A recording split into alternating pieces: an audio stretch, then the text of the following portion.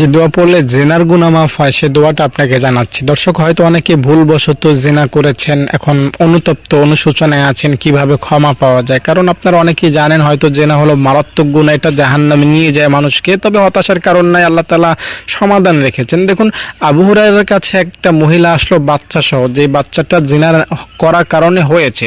তো নবীজির কাছে যখন আবু হুরায়রা বিষয়টা জানতে চাইলে নবীজি সহজ সমাধান দিলেন, কোনো ব্যাপার না, আল্লাহ তাআলার কাছে মাফ চাইতে বলো, আল্লাহ তাআলা তাকে মাফ করে দিবেন। অথচ আবু হুরায়রা তাকে বলেছিলেন আগে যে তোর কোনো ক্ষমা নাই, তোমার কোনো ক্ষমা নাই, আল্লাহ তাআলা তোমাকে মাফ করবো না, যাও এখান থেকে। কিন্তু নবীজির দরবার থেকে আবু হুরায়রা জানতে পারলেন যে না, ক্ষমা আছে। তাই আপনাকে হতাশ করছি না, আপনাকে গ্যারান্টির বাণী শোনাচ্ছি, ওয়ারেন্টি না।